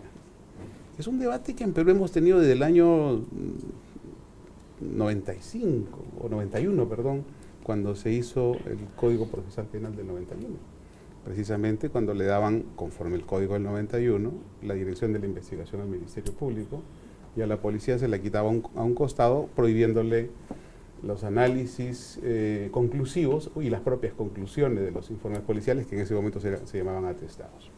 Pero los primeros que objetaron esa norma fueron la propia policía, ¿no? Pero básicamente porque era un tema de poder. ¿Quién finalmente define y por qué define? Porque ellos no solamente decían el informe o la investigación, el íter de investigación que se llama en el ámbito procesal, sino también las conclusiones incriminatorias o exculpatorias, ¿no? El informe versus el atestado, decían ellos. Pero bueno, desde esa época hasta hace poco, en la que, producto de las intenciones de un manejo también político de la investigación, se hizo esta reforma, que al final creo yo es una reforma vacía, porque la policía podrá tener dirección de la investigación preliminar, que era lo que se daba también en el Código del 40, pero jamás va a tener el monopolio de la acción penal y jamás va a tener el monopolio o, si acaso, el poder de definir la conducta como delictiva o no. Eso siempre lo va a tener el Ministerio Público. Y eso hubo un caso hace poco, además que para ponerlo como ejemplo, el caso de un implicado en un caso de corrupción enorme con la exalcaldesa Villarán, en la que lo matan a este señor. Bueno, aparece muerto en su departamento con una herida de oreja a oreja, corte de oreja a oreja de 27 centímetros. Y la policía concluye que era un suicidio. Una herida que tenía 4.5 centímetros de ancho y 5 centímetros de profundidad. Con un compromiso total de la arteria carótida. No me alcanza, ¿verdad? y un trazo fino, un corte limpio, fino, ¿no? Y continuo. Entonces, hombre, ¿a quién se le ocurre pensar que eso era un suicidio? Pero la policía concluyó que era un suicidio. Y la prensa se preguntaba de si con esa conclusión ya el proceso se archivaba. Y desde luego que el fiscal dijo que no, naranja de la China. Lo que se hacía era en ese momento es investigar por un homicidio, porque las evidencias eran claras. Entonces, eso nos puso, por lo menos desde la perspectiva del conocimiento público, que efectivamente la policía puede decir lo que quiera, pero el que dice o que tiene la palabra final siempre es la fiscalía, ¿no? Pero bueno, también hay otro problema aquí, que la fiscalía no se ha comido el pleito con el tema de los procesos inmediatos. Eso es. No se ha comido el pleito, y tampoco el Ejecutivo ha hecho nada porque se lo coma, ¿no? O las instancias administrativas o jurisdiccionales implicadas en el asunto que nos aboca. En definitiva, Alfredo, creo que vivimos, parafraseando a Durkheim, en una anomia jurisdiccional o una anomia de justicia. Entonces, una anomia de justicia en la que definitivamente estamos sumamente flojos, cojos e inválidos, que hay que tener que de alguna manera decir, y desde la academia creo que podemos decir algo con tu ayuda, con tus consejos y además con toda la experiencia que tú has tenido a lo largo de bastantes años, que además este es tu tema de bandera, que en un principio incluso hasta te lo pretendieron hurtar, ¿recuerdas? En un evento que tú y yo conocemos, pero que en definitiva te felicito y nada, agradecido con tu presencia. Gracias, muchas gracias, Miguel. ¿Alguno de los presentes quisiera hacer alguna pregunta? Renato, tú que has leído un poco sobre el tema. Bueno, en primer lugar, agradecer la presencia del doctor Alfredo Araya acá. También una muy buena ponencia para ver un poco las instituciones acerca de cómo es que nació en sí allá en Costa Rica y cómo es que en el Perú pues han venido se han venido implementando, ¿no? Yo, mire, a lo mejor estar un poco leyendo sobre esto y también un poco como para que explique aquí a los que nos acompañan aquí cuando son estudiantes de San Marcos, de bases menores. Yo quisiera un poco que ahondara en esto de quizás se habrían hecho críticas acerca sobre esto de las garantías del imputado, dado que aquí, al menos en el Perú, los procesos son de 24 horas, 48 horas, ¿no? Sí. Al menos aquí. Siempre en estos primeros temas empiezan por estos principios, ¿no? Derecho a una defensa, etc. No sé si usted podría un poco andar ahí y si es que en estos procesos, pues, efectivamente se ahonda o no, porque también hay yo lo veo así, como que puntos de vista de política criminal que buscan reducir cifras criminales, ¿no? Pero no tanto sería menoscabar estas garantías. Muchas gracias. Tengo el micrófono acá. Sí. A ver, voy a empezar, le prometo que voy a aterrizar con una pregunta. Ustedes tuvieron el caso de la chica la de Chuy Cerrato, la de Buscaglia. ¿Recuerdan ustedes los asuntos? Sí. ¿Verdad? Que eran de mínima lesividad y que golpeaban el gorro y si era, ¿no? Y empezaron a generar críticas al proceso de flagrancia. Y yo me preguntaba, obviamente no tengo la voz para poder llegar a todo el Perú, pero la pregunta es, ¿y si ese caso se hubiera ido a trámite ordinario, qué le hubiera pasado a la persona? No era exactamente lo mismo. No íbamos a tener el mismo conflicto de la proporcionalidad de la sanción penal. Y no hubiéramos generado las mismas discusiones de lo que ocurrió. Es que parece que no tenía que ver con el procedimiento. Tenía que ver con la proporción de las sanciones penales, que ese es otro tema completamente diferente. Entonces, lo justo es que las críticas que se le hagan a flagrancia correspondan con el proceso. Entonces, primer tema, es que se violenta el derecho de defensa, porque a mí no se me da tiempo para defenderme.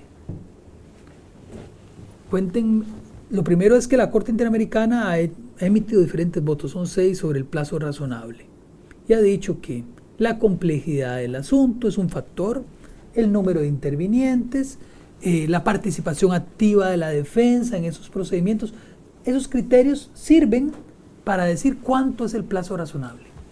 Entonces, asuntos complejos requiere de un mayor tiempo. ¿Y por qué no se vale decir que asuntos simples el tiempo es menor? Yo les digo que la grabación del informe policial, de la denuncia y del periodo en el cual le devolvíamos la evidencia, durábamos 30 minutos máximo. Es decir, una persona que se pusiera a escuchar la denuncia, el parte policial y el proceso de devolución, lo que duraba era 30 minutos escuchándolo. Teníamos 2, 3 testigos máximo. Y un video en el mejor de los casos. ¿Qué complejidad tiene eso? Ninguna. Entonces, sería justo también decir que el plazo podría reducirse. ¿Hay críticas? Sí. Esto lo van a encontrar ustedes en doctrina como la McDonaldización de la justicia, ¿verdad? Que es el mismo proceso del fast food, ¿verdad? De que usted ingresa, inmediatamente entra y se le resuelve la situación jurídica. Sí, son críticas completamente válidas. Pero el mismo Luigi Ferrajoli, cuando hizo el libro Derecho y Razón, señalaba que la garantía, el derecho a las garantías no estaba necesariamente en relación con el tiempo. Estaba en el cumplimiento efectivo de que la garantía se diera. Entonces, la defensa debe tener el derecho a poder ofrecer pruebas, a poder contar en un juicio con un defensor.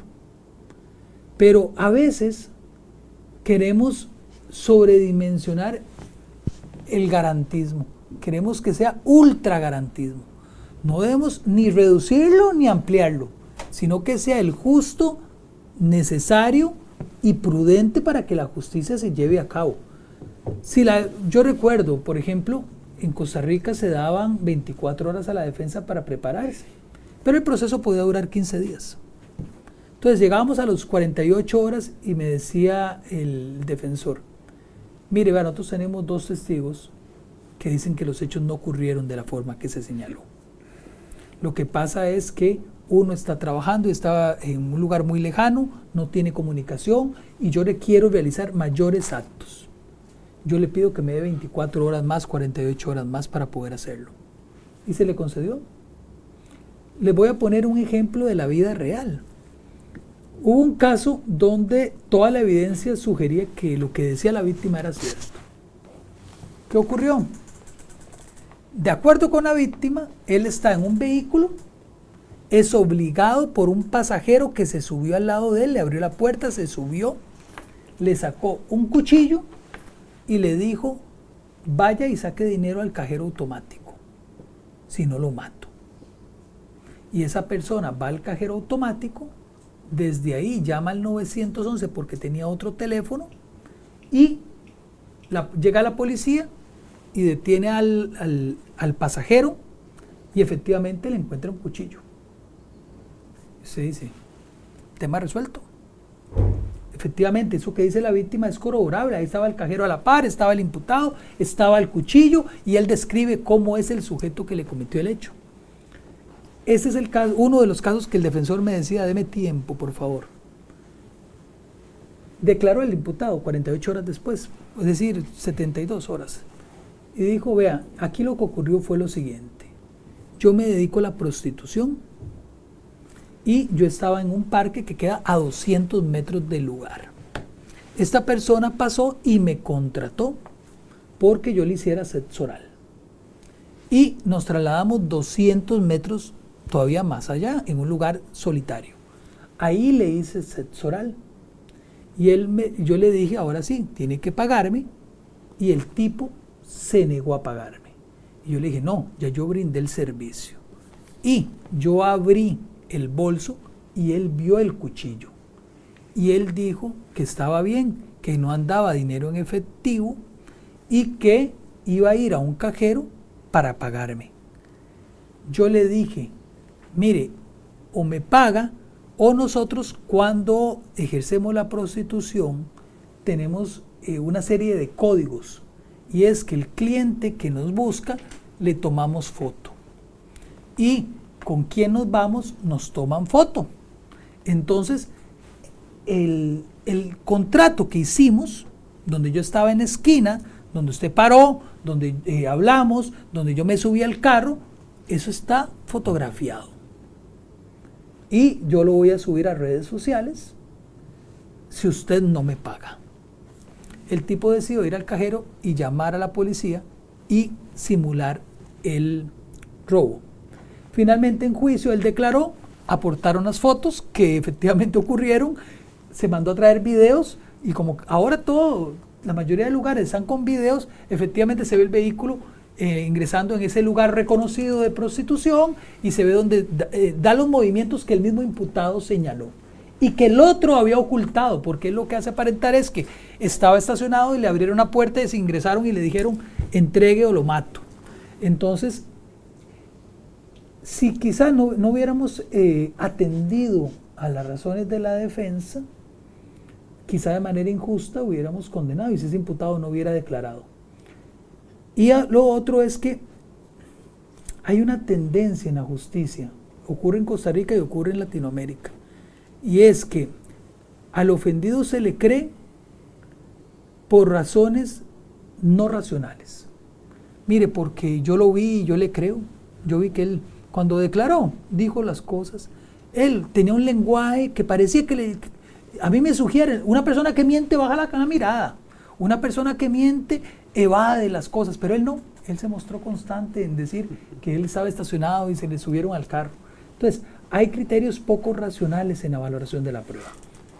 Sobre eso hay mucho que trabajar, sobre la prueba personal, los criterios de verosimilitud, la persistencia de la incriminación, la credibilidad subjetiva, ¿verdad? Criterios racionales para poder valorar su testimonio. Entonces, ahora bien, puede ser que un juez en flagrancia emita una mala resolución.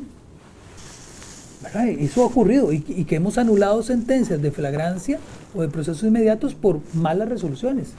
Pero la pregunta sería, ¿eso es atendible para flagrancia? ¿No sería que también hay jueces muy malos emitiendo resoluciones en procesos ordinarios lentos? Ocurre exactamente lo mismo. Entonces, tal vez es simplemente diferenciar qué cosas son realmente atribuibles a la defensa y qué no. Ahora bien, si hay críticas de que se está violentando garantías porque no se le permite hablar con el defensor, etcétera, entonces eso es una falencia del cumplimiento de las garantías, que no quiere decir que el proceso inmediato en sí mismo sea poco garantista, es que no se optimizaron por parte de un juez que se llevaran a cabo. No sé si... Sí, muchas gracias. Hay un tema también que quería agregar un poco, ¿no? Lo has mencionado esto de las... Bueno, la pregunta era sobre el tema de las garantías, si es que se lesionan las garantías con los procesos inmediatos y tal. Bueno, hay un trabajo, además, que me acuerdo lo cité aquella vez que traje el prólogo de tu libro sobre procesos inmediatos y flagrancia, un texto de Silva, pero con una cita detrás de Silva, porque Silva lo que hace es traducir un texto, bueno, trabaja un texto mucho más de antaño, y obviamente lo materializa de manera bastante magistral, el texto de Wilfred Hasselberg sobre el tema de los retrocesos, los contrapesos. Dice, cuando la reacción penal del Estado es de mínima entidad, se justifica que también las garantías se relajen. Al revés, cuando la reacción del Estado es de máxima entidad, penas largas, ¿no? Etcétera, obviamente las garantías tienen que ser más sofisticadas, ¿no? Eso fue lo que en el acuerdo plenario de 2016 se puso como candado, para que no ocurriera lo que ocurrió en Tacna, ¿verdad? Ajá. ¿No? Y en el modelo español también, cuando se hablaron de los procesos monitorios, claro, un límite objetivo sobre penalidad, sobre 6 años para arriba, no se puede ir en proceso monitorio. Igual aquí en Perú, etcétera. Entonces un poco responde a estas baremaciones que se hace de la perspectiva de la filosofía del derecho penal también, ¿no? Así es. Bien, creo que respondí a la pregunta de Renato. ¿Alguien más si quiere? Sí. La dama primero. La dama primero.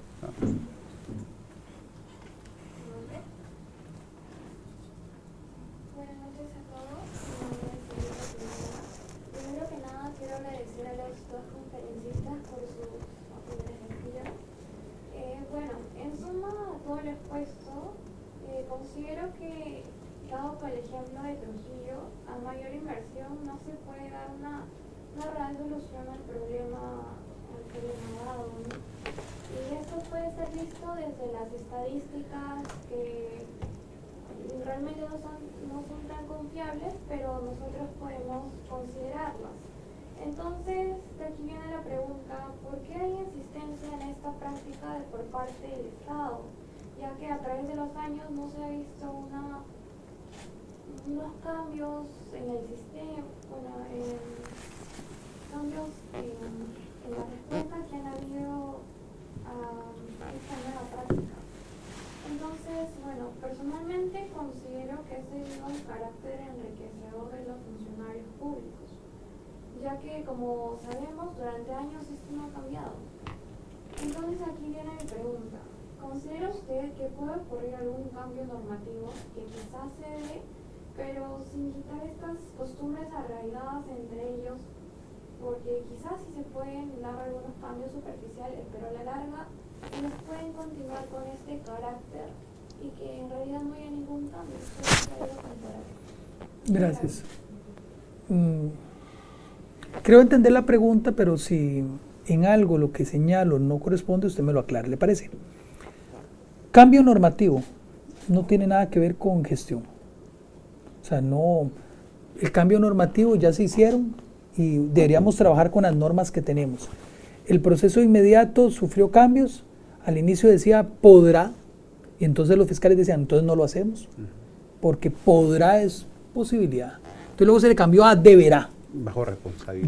¿Verdad? Para poder insistir más en que lo hicieran. El problema que yo observo, y es lo que sigo, vamos a ver, Yo no quiero que repliquen el modelo costarricense. Ustedes lo hacen a la peruana siempre muy bien. Todo lo que hacen ustedes como peruanos lo hacen muy bien. O sea, yo no puedo decirle que traigan la comida porque sería una ofensa. Ustedes hacen demasiado bien la comida. Yo no les puedo decir que trabajen en textiles porque tienen el mejor algodón, tienen los mejores diseñadores. Siempre lo hacen muy bien, se reinventan muy bien. Va a la costa y yo recuerdo desde que venía no había ni calle, luego la abrieron la calle, luego han ido invadiendo el mar y cada vez lo van, yo creo, cuando yo vuelva a venir van a haber hoteles más pegados al mar muy probablemente ahí porque siguen reinventándose ustedes.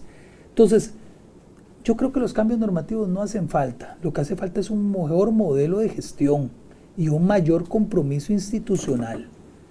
Aquí el Poder Judicial quiso trabajar aparte y perdón por la crítica si no les gusta a alguien, particularmente a Elvia Barrios, y es que quieren echarse las flores sin trabajar en organizar los equipos de trabajo respetando la autonomía y la independencia. Yo no digo que yo obligue al Ministerio Público, pero sí podría invitarlo a formar parte de una comisión y hacerle ver cómo es que a nivel latinoamericano se están resolviendo ciertos problemas que podrían hacerse a la peruana y mejorar las cosas. Pero aquí se invirtió el orden de las cosas, aquí se quiere hacer el techo y luego la casa. Y entonces estamos empezando al revés en materia de justicia. Eso es lo que pasa cuando abogados se ponen a trabajar en temas de administración.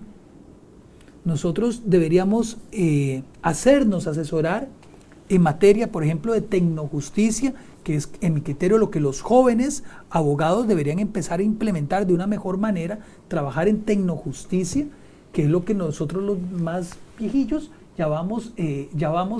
no logramos, estamos en una etapa de transición y ustedes lo hacen de una mejor manera. Entonces, ustedes abogados jóvenes deberían trabajar sobre el tema de la tecnojusticia.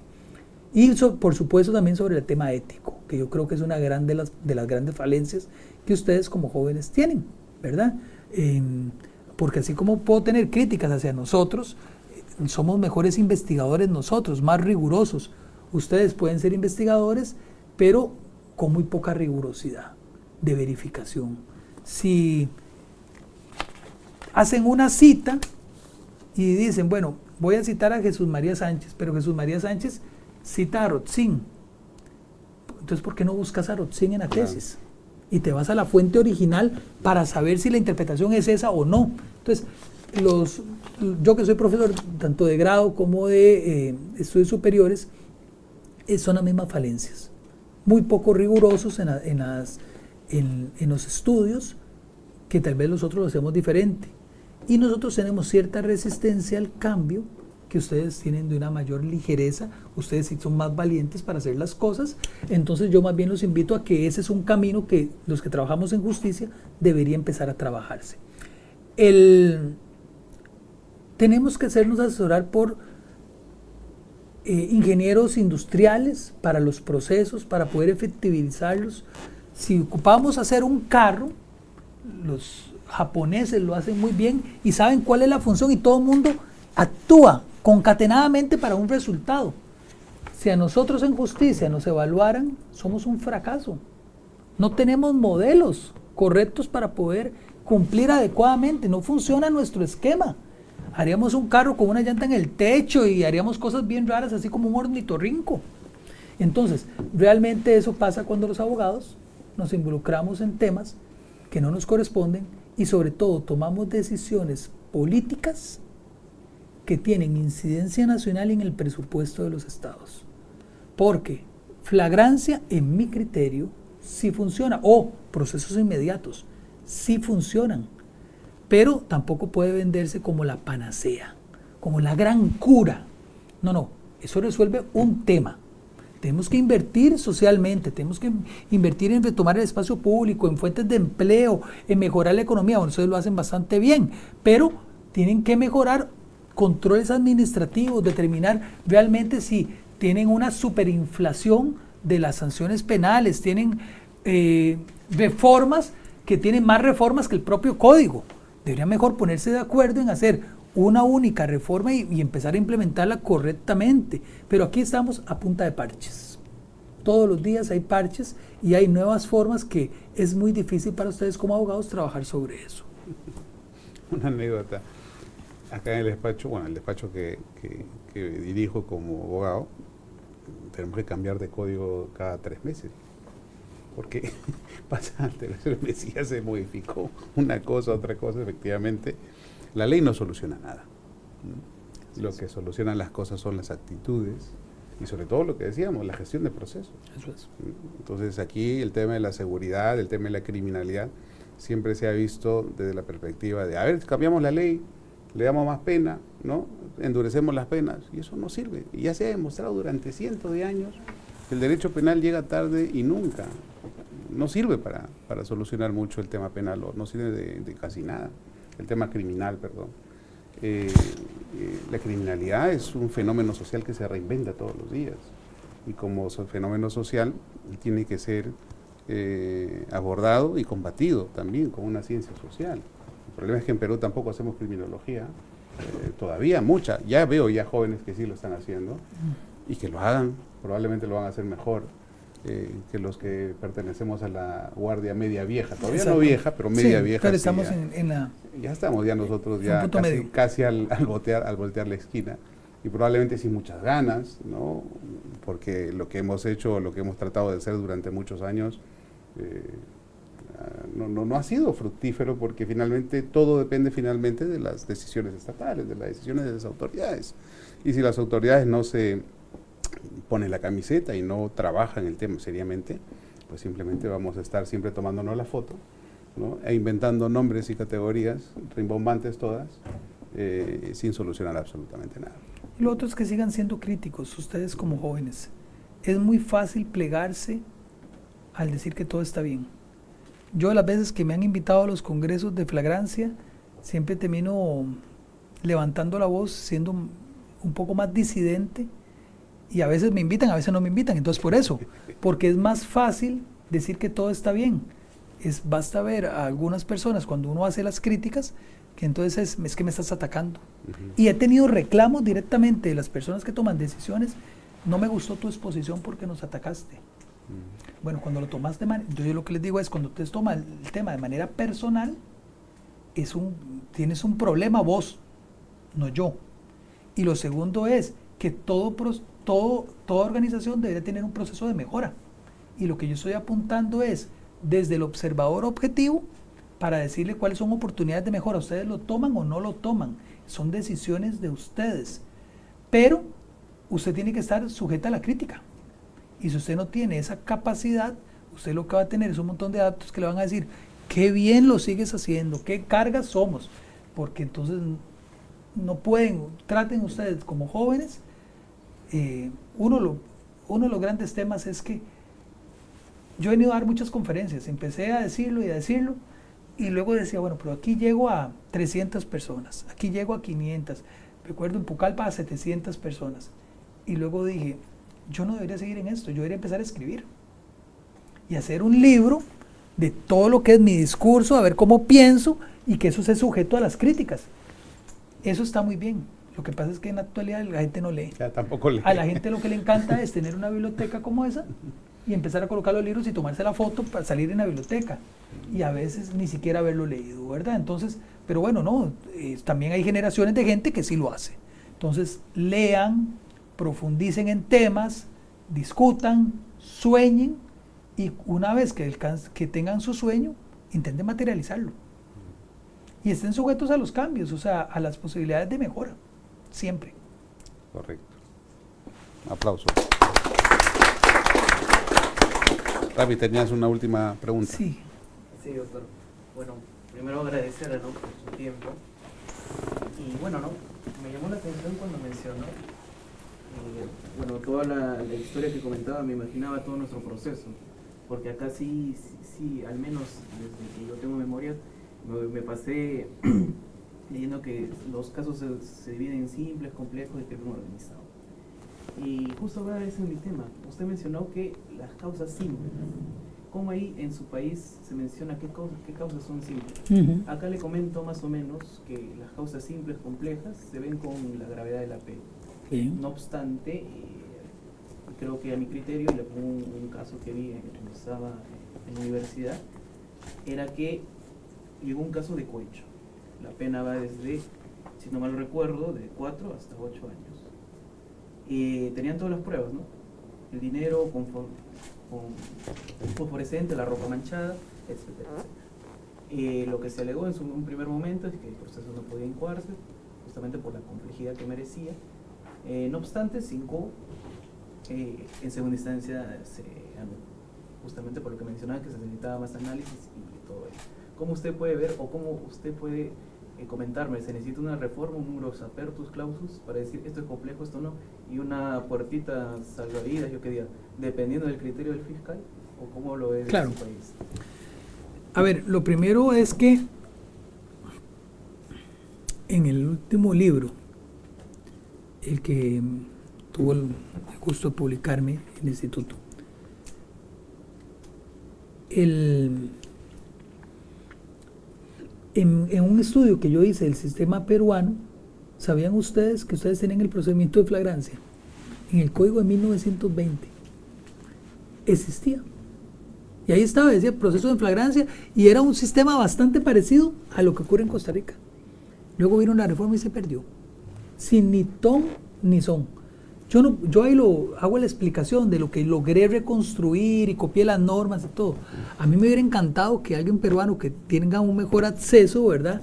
Ojalá haber llegado a procesos de aquellos años y ver cómo funcionaban en la práctica y cuánto tiempo duraban y cómo se instalaba la carpeta y cómo finalizaba, ¿verdad? Pero estuvo y luego desapareció. La pregunta de la complejidad, eso usted lo determina obviamente caso por caso.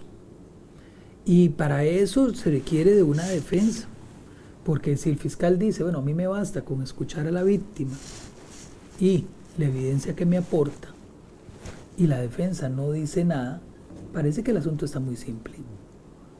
En el caso que les puse de ejemplo, mire, es que él me intentó asaltar y yo vi un cuchillo y lo detuvieron y tenía un cuchillo. Y lo describió al 911, tiene una camisa blanca con un jeans. Y efectivamente, cuando lo detuvieron, tenía una camisa blanca y un jeans. Parece que el asunto era flagrancia y era simple ese caso. Bastó que la defensa empezara a realizar ciertos alegatos para darnos cuenta que no era tan fácil ni tan básico como lo que el ofendido decía, ¿verdad? Entonces, en ocasiones es de mera apreciación de los elementos de prueba, de la complejidad o no del asunto, de la forma en que se llevó a cabo, de un hecho en flagrancia. En aguas extraterritoriales es perseguido una lancha con droga y de manera constante es perseguida y dura varias horas y se van perdiendo algunos paquetes y luego finalmente cuando se logra detener ya no está ningún paquete en la lancha rápida, en el sumergible, ojalá, y las personas son detenidas. Tendríamos algunos retos, ¿verdad? Entonces, obviamente es caso por caso que podríamos ponderar, pero en su gran mayoría uno debería pensar que un delito en flagrancia, cuando la persona es detenida en el momento de cometer el hecho o inmediatamente después siendo perseguido, la flagrancia clásica o la cuasiflagrancia, parecen estar todos los elementos más básicos para decir que el caso se puede resolver de manera muy simple. Obviamente, habrán flagrancias que requieran de un mayor abordaje. Les puse el caso de 4 sujetos con pasamontañas frente a la Corte Suprema con un carro lleno de granadas. Puede ser muy flagrante, pero ese caso, la prudencia llama a hacer una investigación muy superior. Muy probablemente haya una intención de un atentado y de un ingreso violento a la Corte Suprema para secuestrar gente. Entonces requeriríamos de mayores actos de investigación, tomar esos teléfonos, abrirlos, verificar cuáles eran los modelos, de dónde venían, hacer un estudio muy superior a la mera detención por portar granadas, ¿me comprenden? Entonces, caso por caso. Muy bien. Aplauso. finalmente, no, sí, yo tengo esta cosa. Finalmente, Alfredo, agradecerte la presencia tuya, tu disertación, los consejos a los chicos, a los jóvenes que hoy nos acompañan. El doctor ya no es tan joven, pero sigue siendo más joven que nosotros. Y nada, está siempre viniendo a Perú, lo cual nos alegra mucho. Ahora entiendo que vas a estar en Huancayo también, ¿verdad? Voy para Huancayo, tengo la esperanza de volver en diciembre para la presentación del libro homenaje al profesor San Martín. Y desde ya te extiendo la invitación. Gracias. Para que puedas tú venir en aquella época también. Y nada, agradecerte, como te digo, infinitamente tu presencia y hacerte llegar como colofón un reconocimiento. Muchas gracias. A los efectos de que lo luzcas en tu biblioteca. Claro que sí. Con mucho orgullo. Con mi disciplina. Al lado de la bandera, doctor. Ay, perdón. ¿Es tan grande el auditorio?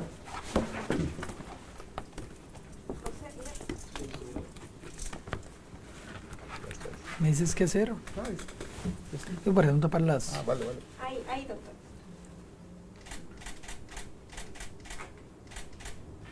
Muy bien. Muchas gracias. Gracias. Muchas gracias. Muchas gracias con todos los presentes. Los invitamos a pasar un coffee break. ¿Sabes qué? Sí me interesaría esas dos filminas que presentaste. Bien, te las paso. Por favor. Pasa la filmina, las estadísticas. Yo le envío, doctor.